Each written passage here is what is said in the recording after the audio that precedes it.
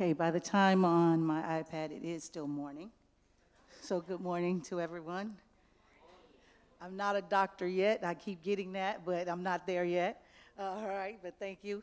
So to Dr. Tomas Morales, President of Cal State University, San Bernardino, Dr. Damwa Chukwu, Dean of the College of Education at Cal State University, thank you for inviting me to be a part of this Educational Leadership Summit, while providing a platform for me to share my perspective of administration and leadership in the midst of a political and social divide. To my fellow colleagues, educators, administrators, and leaders, good morning. When contemplating what I would say today, many thoughts came to mind.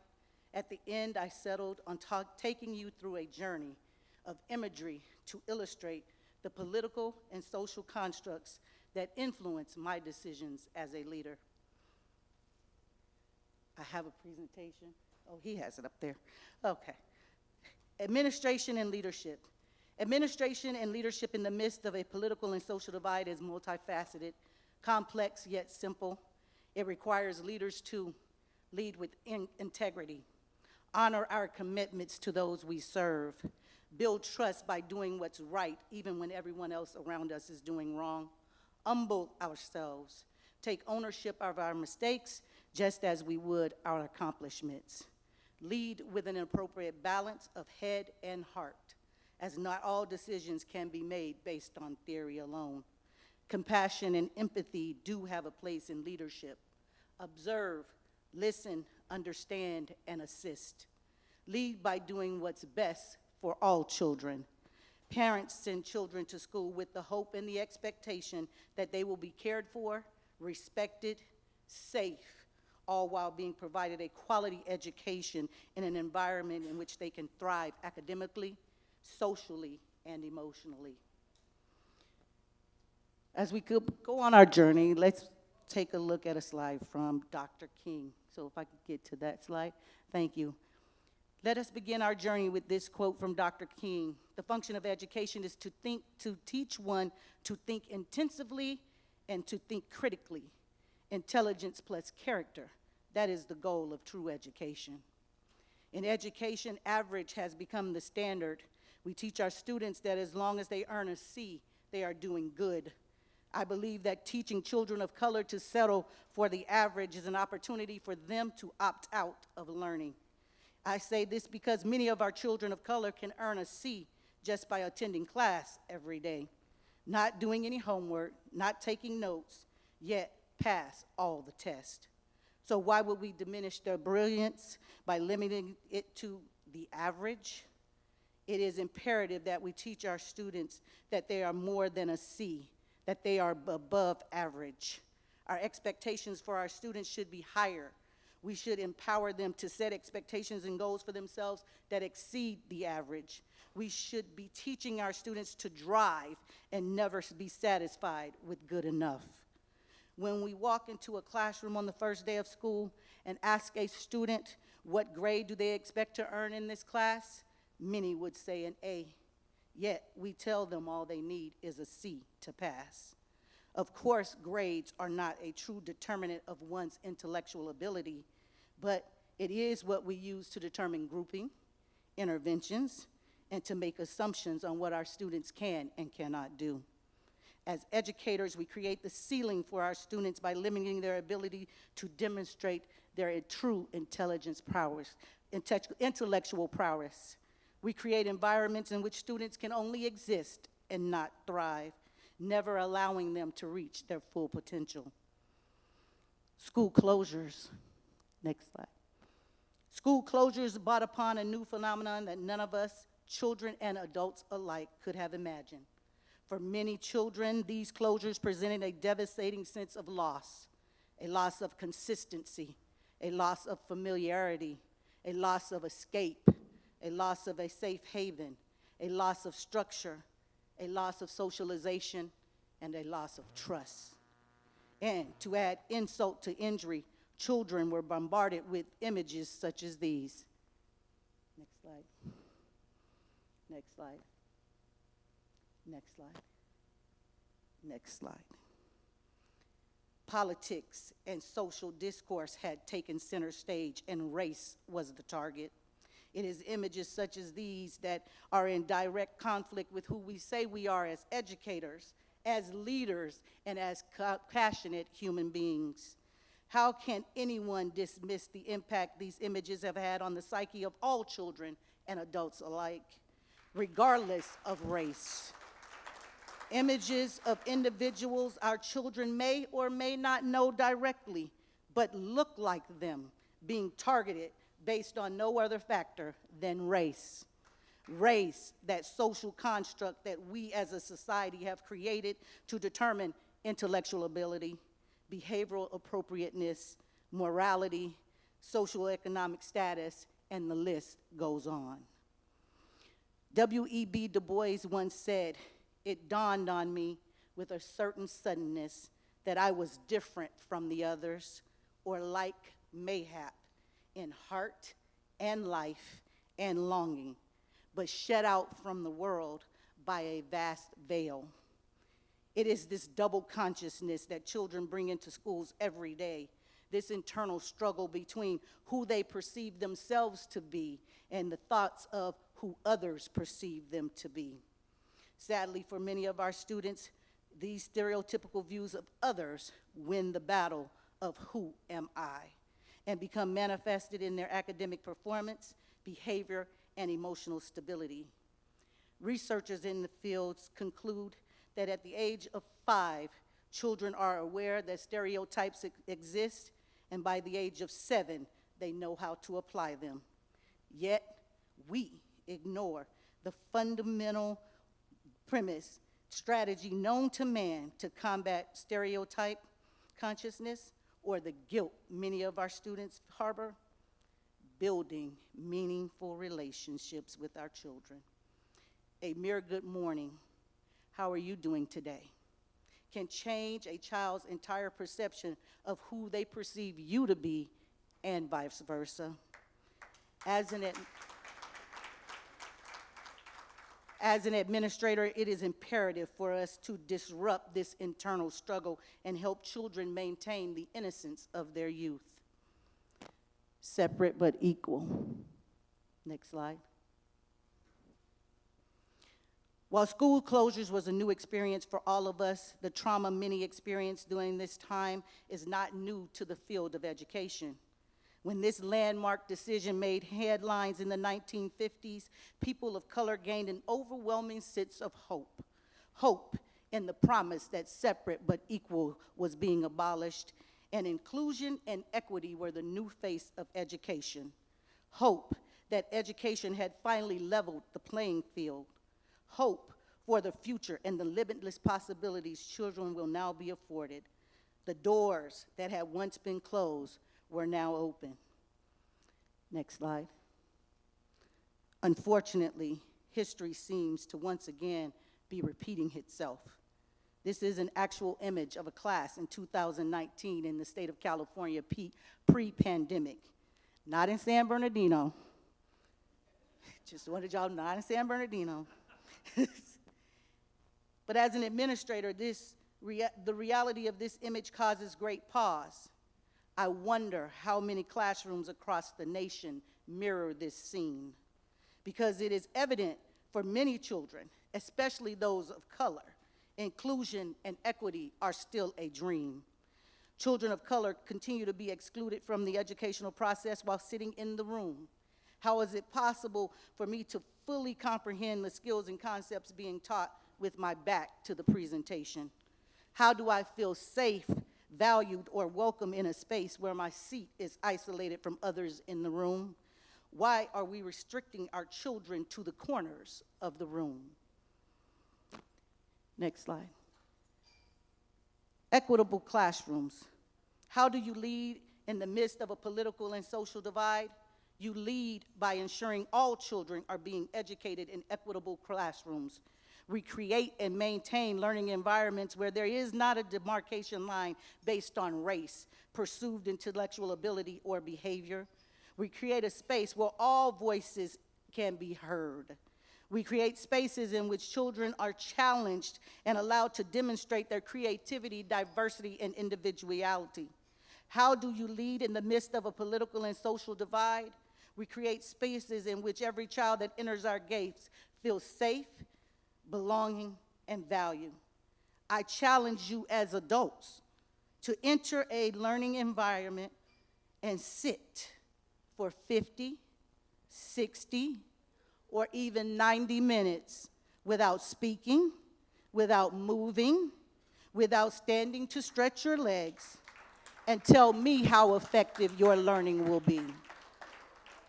Yet, this is what we do to children every day, and we wonder why so many try to escape the learning environment with passes to the restroom or to the nurse. In many environments, the old adage of children should be seen and not heard reigns supreme. Silence has become golden. I'm not referring to the silence that occurs during an assessment or while the teacher is providing direct instruction, or even the silence that is required for listening. I'm speaking of the silence that many students have to endure day in and day out because there is only one voice in the room that matters. You know, the one with the degree or degrees, our voice. We overlook the fact that human beings, and that includes children, are social beings. We were designed to interact with others. Socialization is at the core of who we are. Think about it. Birthday parties, family reunions, Sunday dinner at grandma's house, holiday gatherings, all activities in which children are allowed to communicate and interact with others. Yet, in our classrooms, we want them to learn in isolation. We want them to learn in silence. Our classrooms must reflect what Alex Pate describes as the innocent classroom. We must address the tenets of the whole child: health, safety, engagement, support, and challenge. This is how you combine intelligence and character while meeting the goal of true education. In her book, Why Are All the Black Kids Sitting Together in the Cafeteria?, Dr. Beverly Daniel Tatum drives this point home. The response is simple. The reason our children of color are always sitting together is because it provides a space for their voices to be heard. They are free from the social constructs of the classroom that silence them. They are free from judgment. They are an active participant in the conversation. Because whether we want to admit it or not, there is a price to be paid by silencing our children. There is a price to be paid by not allowing their voice to be heard appropriately in an open forum. There is a price to be paid by not allowing students to engage in meaningful dialogue, which raises the question, can we continue to afford to pay the price? How do you lead in the midst of a political and social divide? You lead with the mindset that children matter. Education matters. Equity is more than an adjective to describe a dream or a noun to represent that thing people hope for. Equity can no longer be a word we say in passing or as we speak to our colleagues, parent groups, or community partners at large. We must give equity life. Equity must be transformed into action that extends from the front gate to the football field. And it has to be intentional and deliberate because, as we all know, our future is sitting in a classroom today.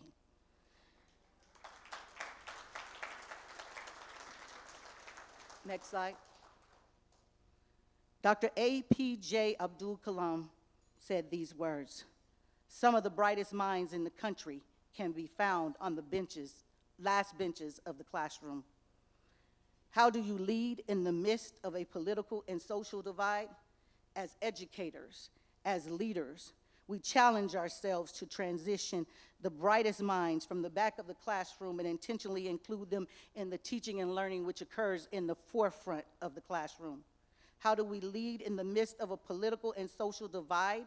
We adhere to the tenets of free and appropriate public education for all students.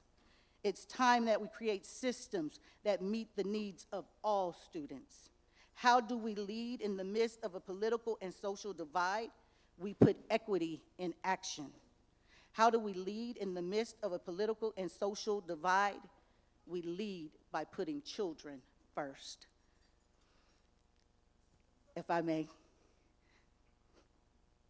I am accustomed to leaving any space that I am with a motivational message. This is my motivational for this space. Character. Not your favorite character from Captain America or Harry Potter. Not your favorite character from Tom Sawyer or A Tale of Two Cities. Not even your favorite character from Martin or The Real Housewives of Atlanta. I'm speaking of your character. Not the facade that many put on when they step out of their homes each day. Character, that thing that Webster defines as the mental and moral qualities distinctive to an individual. Character, that is often synonymous to one's disposition, ethos, personality, or temperament. Character, that thing that defines us as individuals. Character, that thing that compels one to do right even when everyone else around us is doing wrong. Character, that thing that forces us to accept the reality that numerous individuals before us may have failed a child, but we cannot and will not let our names be added to the list. Character, that thing Dr. King spoke of when he said, the ultimate measure of a man is not where he stands in moments of comfort and convenience, but where he stands at times of challenge and controversy. Who could forget his famous speech, I Have a Dream, where he said, I have a dream that my 4 little children will one day live in a nation where they will not be judged by the color of their skin, but by the content of their character.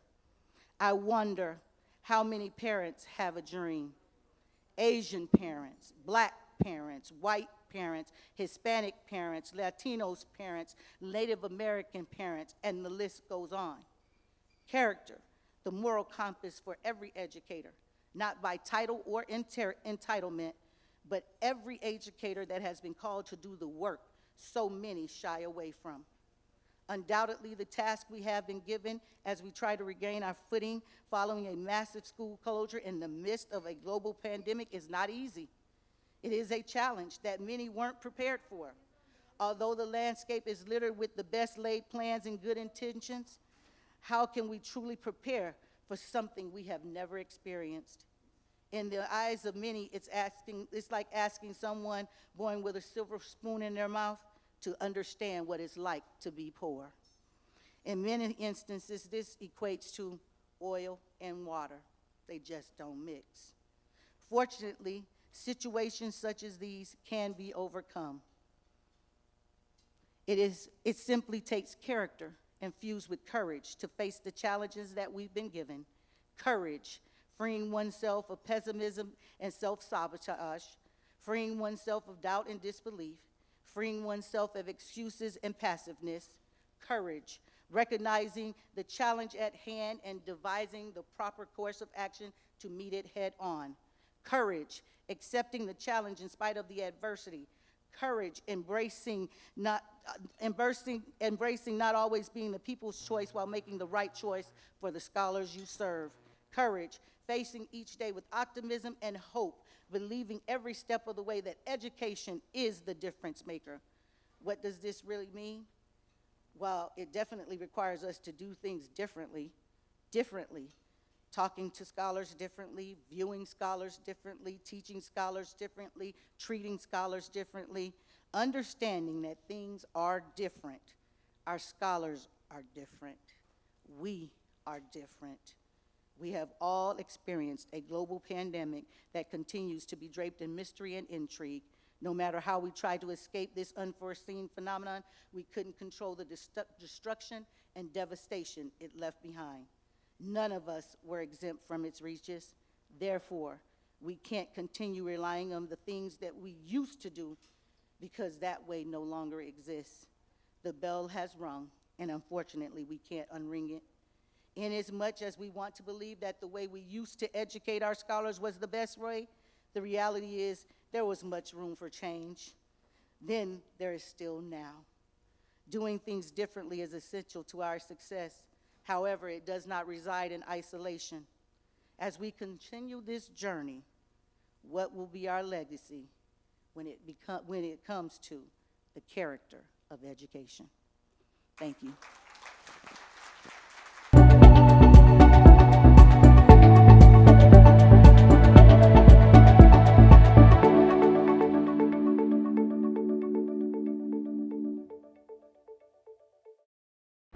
Thank you.